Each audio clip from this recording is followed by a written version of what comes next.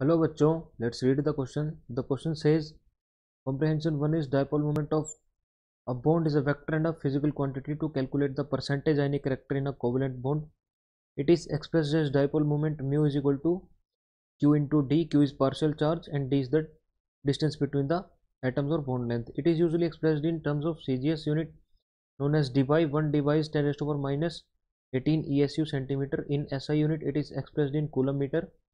Resultant dipole moment mu r of two bond moments mu1 and mu2 acting at an angle of theta is given by mu r is equal to root of mu1 square plus mu2 square plus 2 mu1 mu2 cos theta. If mu1 and mu2 are equal, also cos theta is minus 1, then theta is equal to 180, then mu is equal to 0 and molecule would be non-polar. If mu is equal to 0, molecule would be polar. Dipole moment plays an important role in deciding the stability order of alkanes. More stable alkanes has less dipole moment. The dipole moment of a molecule can predict the geometrical and positional isomers as well as orientation in benzene nucleus and polarity of molecule.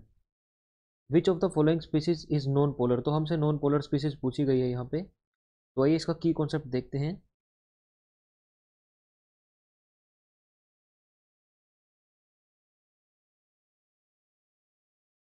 ये हमारा dipole moment का question है. Dipole moment is partial charge Q into displacement या फिर bond length. Mu से represent कर देते हैं हम इसको. तो हमें इन सबके मॉलिक्यूल्स के स्ट्रक्चर बनाने होंगे. अगर डायपोल मोमेंट हमारा जीरो आता है, जैसे कि हमने यहाँ पे पढ़ा है, if mu is equal to zero, तो हमारा मॉलिक्यूल नॉन पोलर होगा. And if mu is not equal to zero, तो हमारा मॉलिक्यूल पोलर होगा. तो हमें स्ट्रक्चर देखने होंगे इन कंपाउंड्स के. सबसे पहले अमोनिया यानी NH3 और सल्फर डाइऑक्साइड यानी SO2, water means H2O and sulphur trioxide is SO3. तो हमें यहाँ पे नॉन पोलर मॉलिक्यूल बताना है.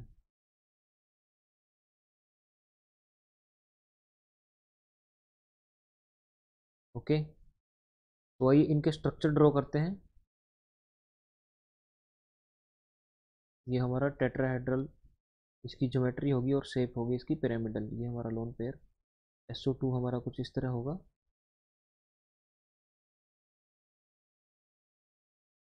And H2O would be like that.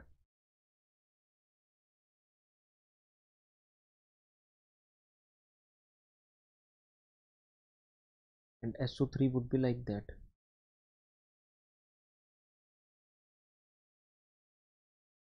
तो आइए हम इनके ऊपर चार्जेस देखते हैं, क्योंकि इनके ऊपर पार्शियल पॉजिटिव नेगेटिव चार्जेस होंगे.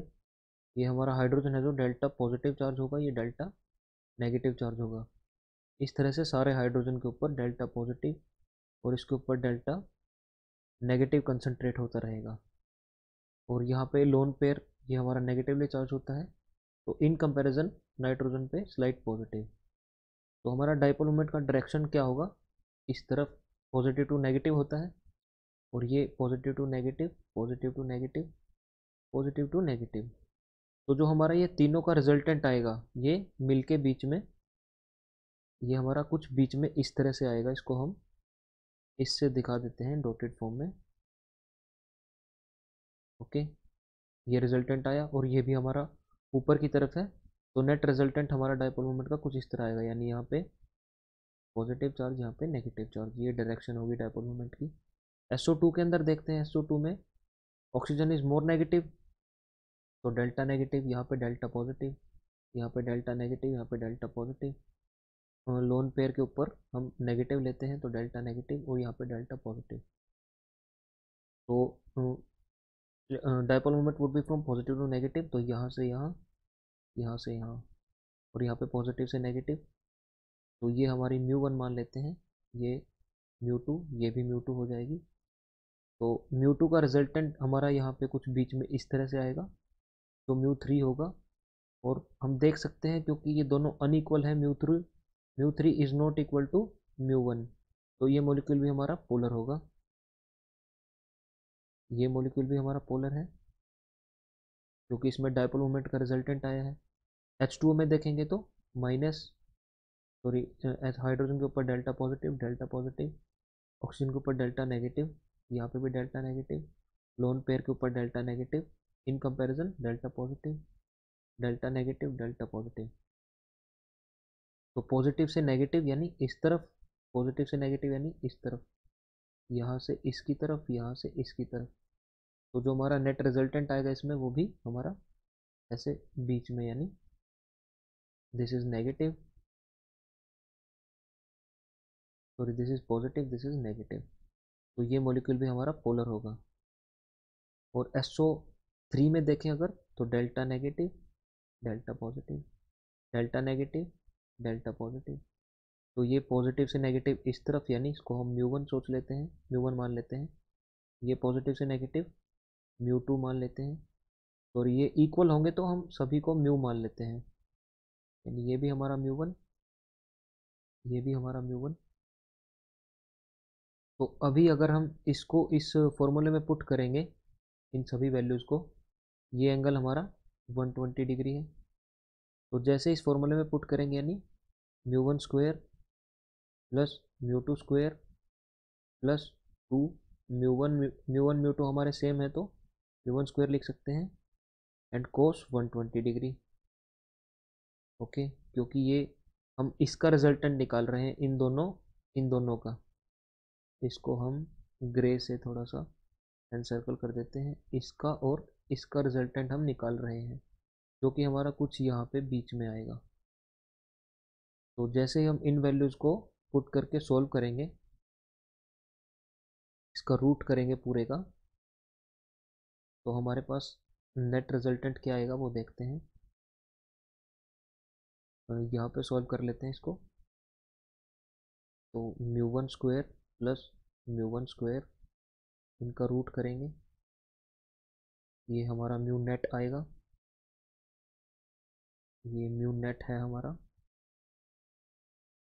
तो प्लस 2, ये भी म्यू वन स्क्वायर हो जाएगा, एंड कोस 120 इज -1/2, -1/2। तो 2 से 2 कैंसिल हो जाएगा, और जो हमारा ये म्यू वन स्क्वायर है ये नेगेटिव हो जाएगा। ये नेगेटिव होगा तो हमारा mu one square plus mu one square minus mu one square, इसका root, and final answer would be mu one square, क्योंकि एक म्यू वन स्क्वायर से एक म्यू वन स्क्वायर खत्म हो जाएगा। और ये म्यू नेट हमारा क्या आएगा, रूट से हम स्क्वायर रूट को कैंसिल कर देंगे, तो mu net is mu one. तो हमारा इस तरफ भी म्यू वन था, और इस तरफ जो म्यू नेट आया है वो भी हमारा म्यू वन है, और ये दोनों अपोजिट डायरेक्शन में है। तो अगर 180 डिग्री पे होंगे तो हमारा म्यू है जो वो नेट ज़ीरो हो जाएगा, यानी ये हमारा जो SO2 है वो SO2 का मॉलिक्यूल, सॉरी SO3 का मॉलिक्यूल हमारा नॉन पोलर होगा। And our final answer would be SO3, option D. Hope you understand it well. Best of luck.